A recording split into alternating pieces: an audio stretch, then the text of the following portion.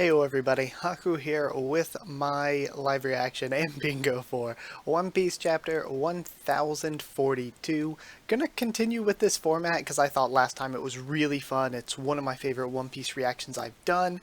Definitely doesn't hurt that the chapter was really good and gave me a lot to talk about. But I think doing the bingo along with playing was just an extra bit of fun to help get me engaged in the chapter and feel like I'm doing more than just sitting here reading.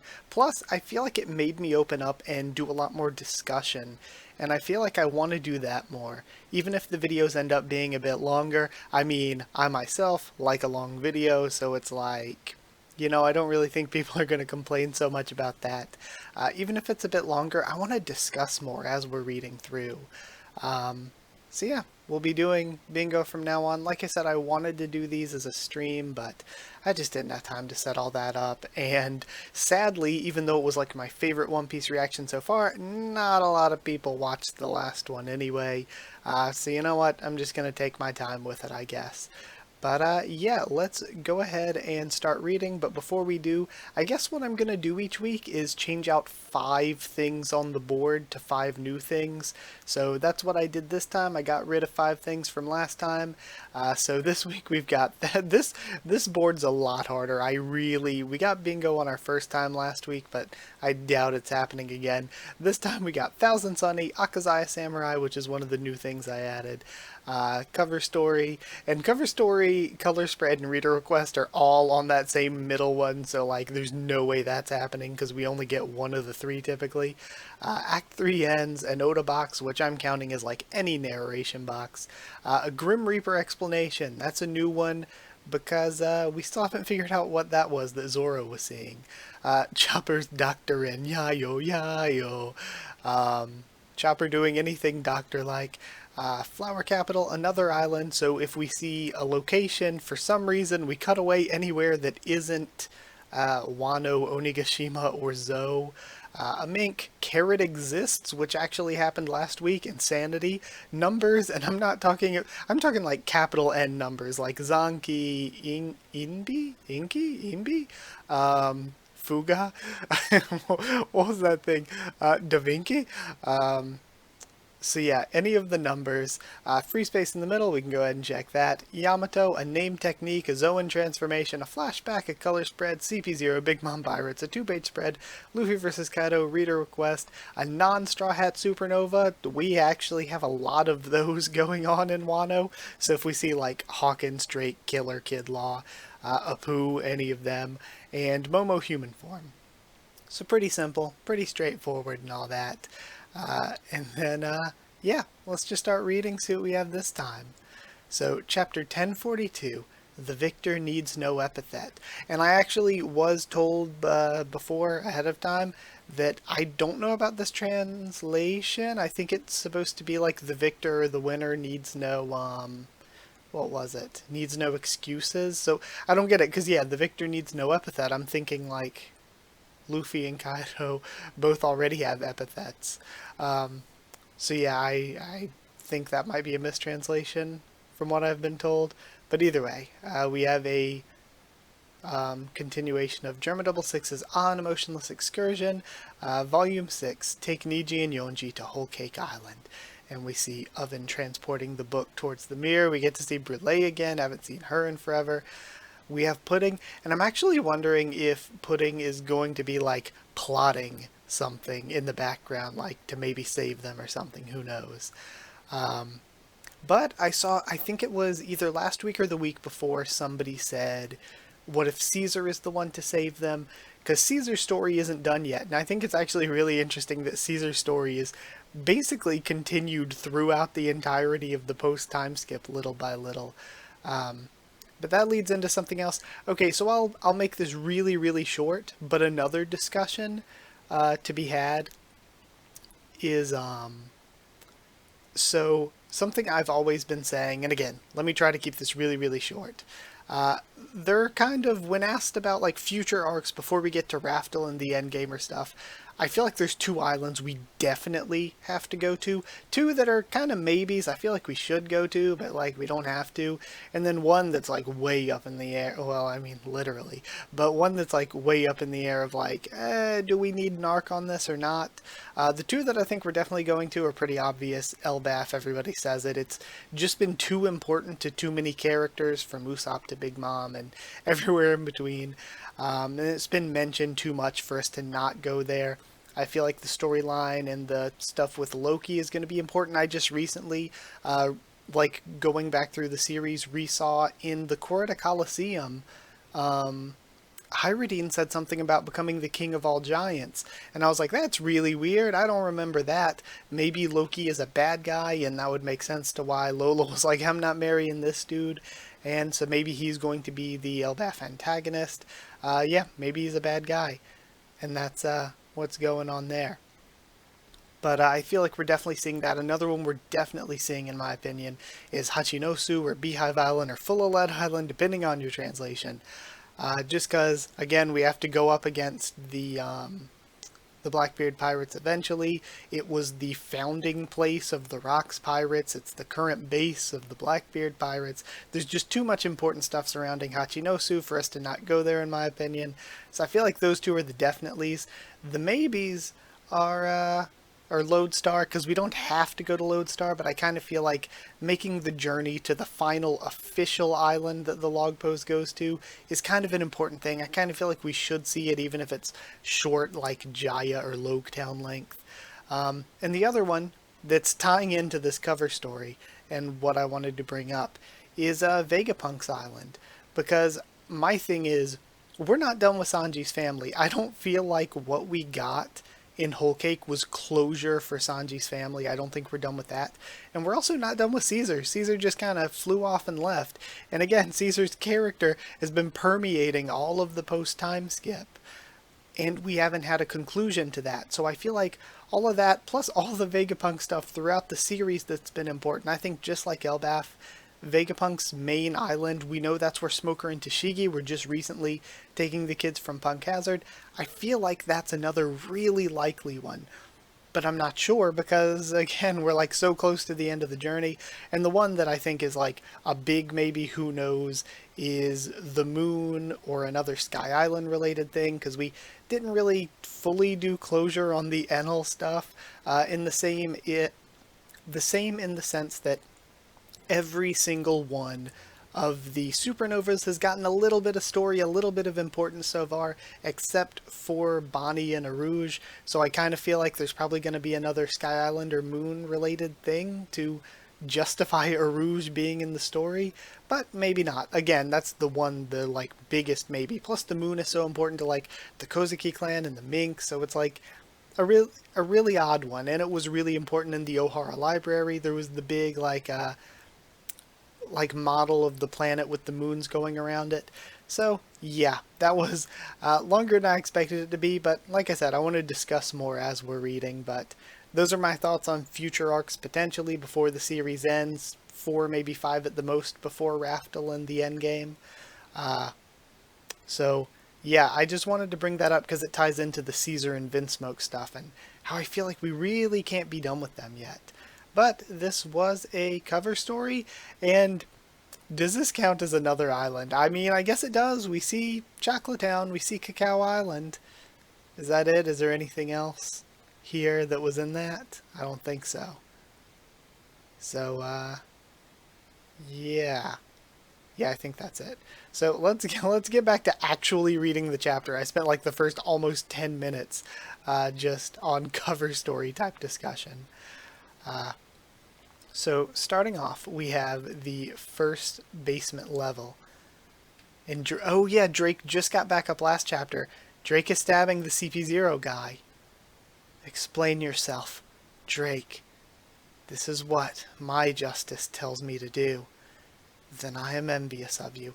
So yeah, I wonder how much CP0 knows about like Drake's position and all.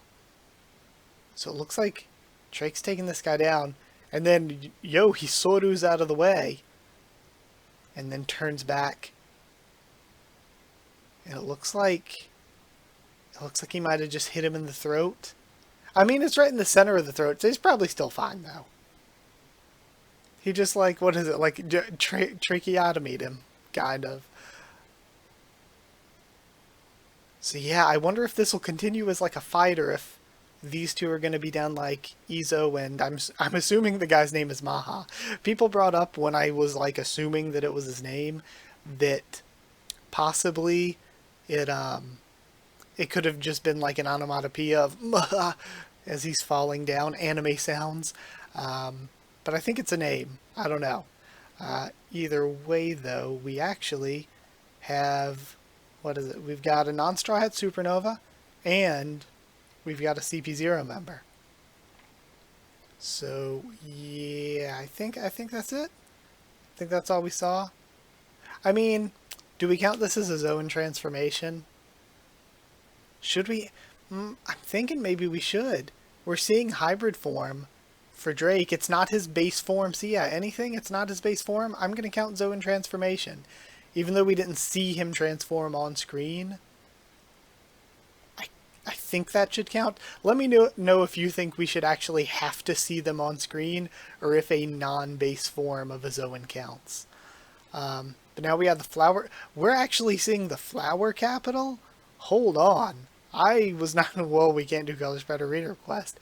I was not expecting to actually see that. Alright. Feels like forever. Wahaha. Did you write down your wishes? Now light the fires in the skyboats. Yay, and we're seeing Toko. It's time to make them fly. Send your wishes into the sky. Rooftop of Onigashima. And now we see Kaido getting pelted with a barrage. Now I kind of want to step back on something I said last week. I was like, so I think either we're getting a Kaido flashback and then Luffy finishes the fight, or Luffy defeats him at the beginning of this chapter, which obviously didn't happen, and then we get the Kaido flashback. I might have been rushing things a bit much. I think it might take us a bit longer than just that. But yeah, we do get to see, where is it though? We get to see Luffy versus Kaido though. So we need numbers and Akazaya Samurai, but I don't know if we're spending the rest of this chapter on Luffy v Kaido though. So we saw him getting pelted. Is he bending the trajectory of his attacks? Given the nature of rubber, that's impossible. That hurts. I think he directs it with hockey or something, because I don't like the idea. This seems like more that it's hinting that the Gomu Gomu no Mi had its name changed and it isn't actually the Gomu Gomu no Mi, which I hate the idea of. I like that Luffy just has stretchy powers. Like, I really don't like the idea that this is hinting at. Stop it already. Yeah, that hurts. Just stop. What? Drunken beggar. Weird.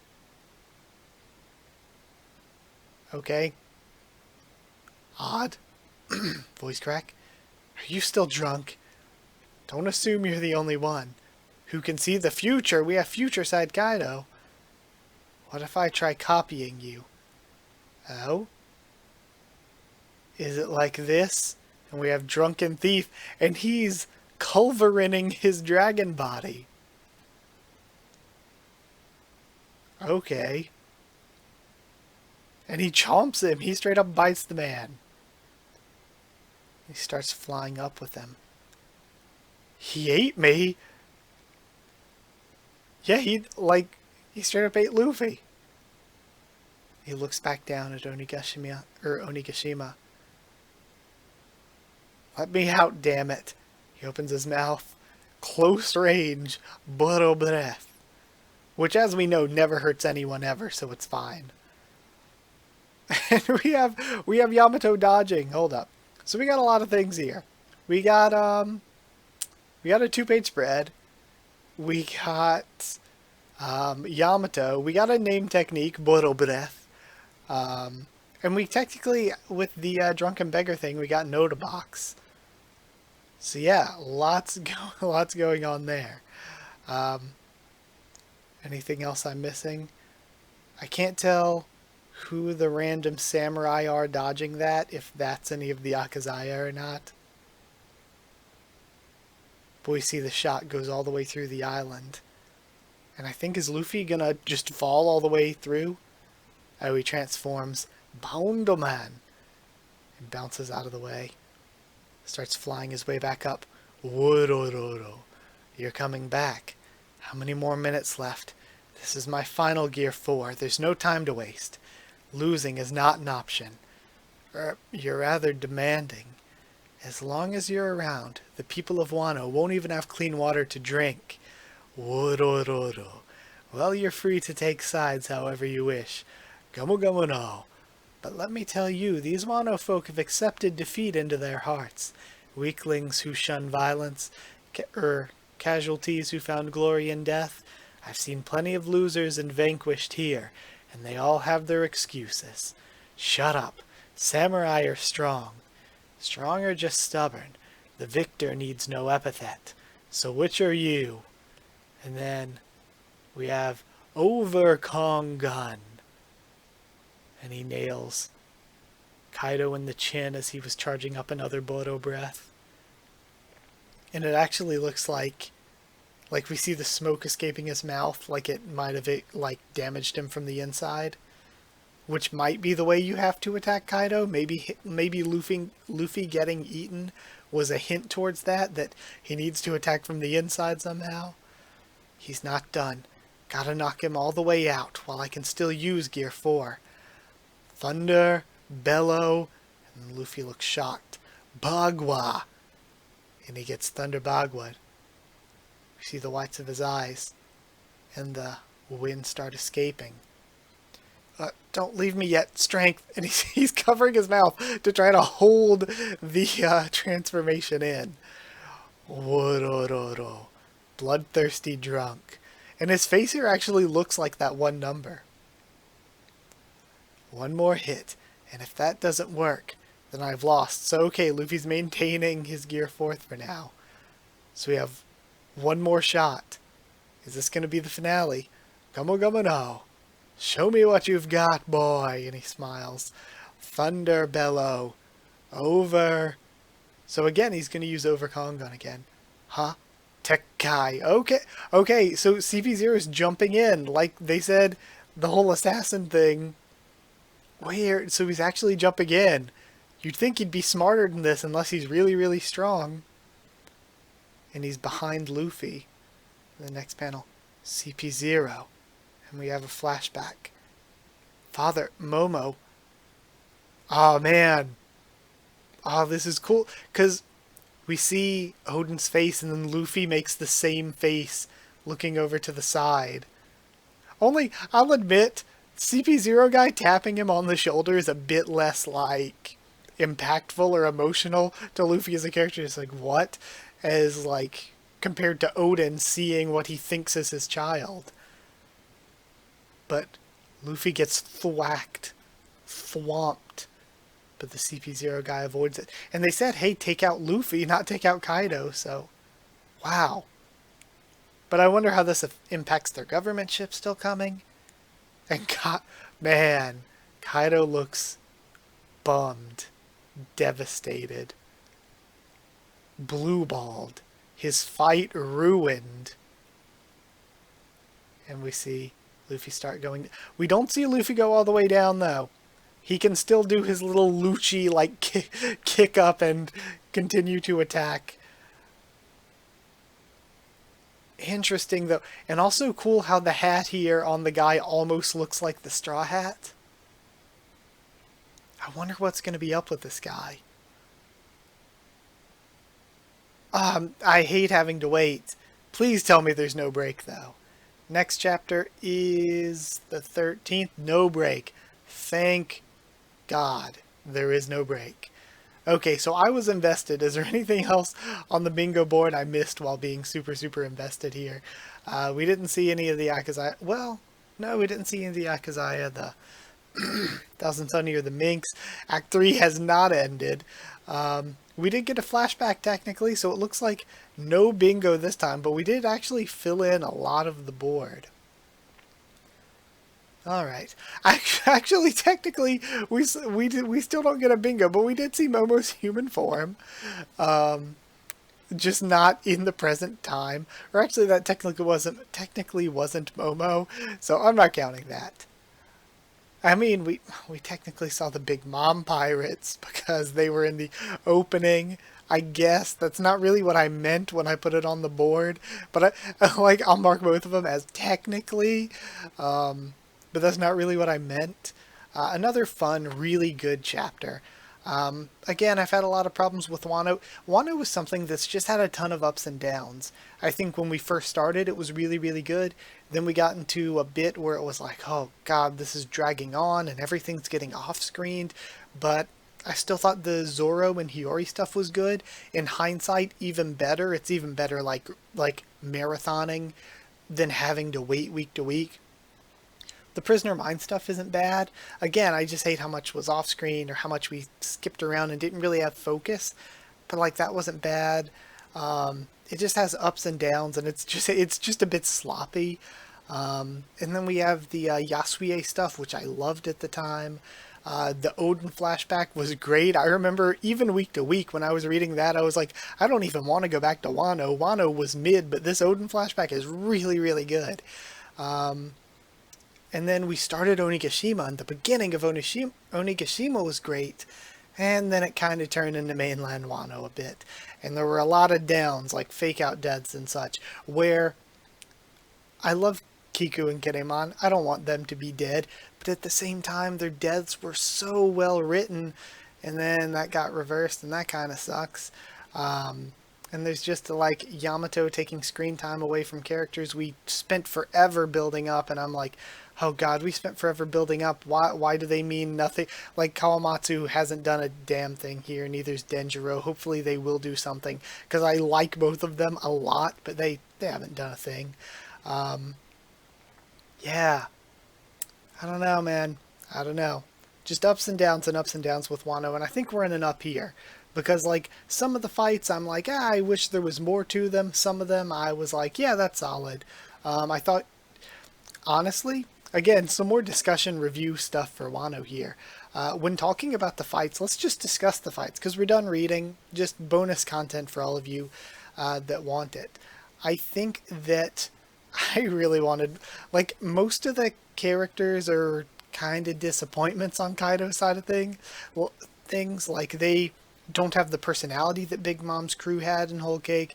They don't have as much development, and yet it feels like we've spent so much time with them for them to not have development. And they went down easy. Most of them were like Fishman Island, Hootie's Jobber Squad level of easy for the Straw Hats to just mop up. The like lore drop stuff was nice, but Who's Who was just lightest of light work. Sasaki also extremely light work. Neither of them really did much of anything. Frankie just got a very easy dub out of that. Same with Jinbei. You can say Jinbei's a former warlord. It kind of makes sense that he'd be strong, but power scaling aside, I don't know. Feels like we could have had more. I think the issue with, especially the Frankie fight, I think the Frankie fight was good as a fight, but compared to other fights, there really wasn't much character stuff there. Like, Frankie didn't grow or develop as a character particularly. It was just a simple fight that he easily won. Whereas compare that to Robin's fight, and I think Robin's fight was better just by the fact that even though the Frankie fight was good as a fight and it was fun, it was exciting, Robin's fight actually had some character growth and development that was really cool to see play out, and some deeper character themes, which was cool. I thought Ulti was like the most impressive Tobiropo, both because she had the most personality out of them, and because she did the stuff with Luffy and Ulti and like got back up there. She did the stuff with Big Mom and Nami, which was really good, and then got back up, and then got to have the little finale stuff with Nami. So I think Ulti was maybe the most impressive of the Tobiropo.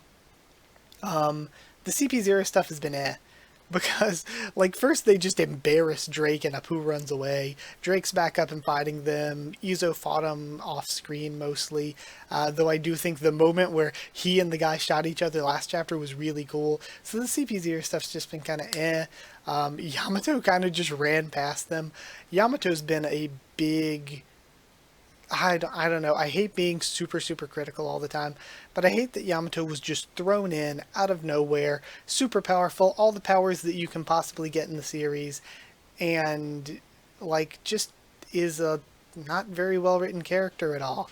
Just came in like very Mary Sue slash Gary Stewish, and then didn't really do much of anything, like other than holding Kaido off for a bit, which was mostly off-screened again.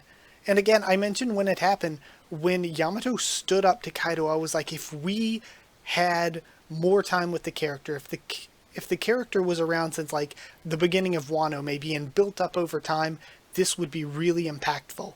But there was no impact because we had known Yamato for basically a couple chapters where they got screen time. Because other than like, because they've been introduced recently and also been off-screened a ton. And then we get the flashback, which I had been waiting for, and it's basically Tama's flashback, only less good because Tama already did it first. Yeah, other than the design, which is awesome, the Devil Fruit, which is awesome, the powers, which are awesome, but writing-wise, and again, like I complained during the chapter, the mainland Wano section spent so much time on the Akazaya Samurai, and their stories were really good. And then they kind of weren't important anymore because Yamato's here. All these other side characters, not important anymore. We need to put focus on Yamato, and Yamato didn't even get that much focus. Like, I'm torn between Yamato taking screen time away from other characters, and Yamato just getting off-screened a lot, and when on-screen not being that great. Yamato chased after the bombs and stuff. I'm excited to learn more about the samurai in the cave and the numbers and if they're connected. I feel like that could be good story-wise. I saw people discussing after last chapter the way that Momonosuke was like, should I open the borders of Wano? Should I do this? I'm scared. What if I can't protect it? People bringing up that since Yamato wants to carry on Odin's will and open the borders of Wano, and that's really important to Yamato, if Yamato's the one who will be able to convince Momonosuke that opening the borders of Wano is the right thing to do, and maybe even staying behind to protect Wano, I feel like if we're talking about what's most logical for Yamato's character from what we've seen, the most logical thing is to right the wrongs of Odin, because Odin was a good guy, but in a way it was a good thing that he went with Roger, but it's kind of a Shades of Grey thing, because he wasn't the guy that Wano needed him to be. As good of a guy and as noble as a guy as he was, he didn't step up to be the shogun that they needed him to be. And Momonosuke's had his speech about how he's not Odin, which I think is really cool. And again, Momonosuke's entire story is leading to him taking the role up as shogun. But also Yamato, I feel like if Yamato could step in to be Wano's guardian deity like the Devil Fruit says, I feel like that's the most logical place that the story's going, is for Yamato to be like, I see what Odin couldn't be, so I'm going to be the ideal of Odin that I have in my head. I think that's most logical. Other than that, there's Yamato setting sail, which I actually think is less likely. I kind of feel like something I said a long time ago when Kaido started talking about wanting to make Yamato the shogun, I actually started to think, what if Yamato did become shogun? Now I think that's obviously got to be Momonosuke. It's all been building up to that. But one thing I was thinking even back then is, if Yamato has been fighting against what Kaido wanted them to do, but then ends up being like, you know what, I am going to do this thing that Kaido wanted me to do, but not because Kaido wanted me to do it, because I chose to do that, because it's the right thing to do. To be like, not a puppet shogun to oversee weapons manufacturing, but to be a real, genuine, like, protector and good guy. I feel like that's more likely than Yamato setting off to sail, but it's still really likely that Yamato sets off to sail. Whether it's being an Odin-like character with the Straw Hats, whether it's joining up with Marco, like, I still like the idea of Yamato joining up with Marco and being the one to take down Weevil, because Weevil's in the story for some reason. He's got to be here for a reason. So I still kind of like that idea, kind of like how Odin went off with Whitebeard first. And even then, Yamato could go off and defeat Weevil with the Whitebeard pirates, and then, like, that's taking the parallel really too closely, but then, like, joining the Whitebeard pirates, then going to the Pirate King's crew, like, then coming back, meeting up with the Straw Hats somewhere later on, like Jinbei, who was introduced and then off-screen for a bit and then came back. That's a possibility. So there's that, and I got off topic of the fights talking about Yamato. Or Yamato could just do like what Ace did, set off on their own, make their own name, be their own individual, find themselves.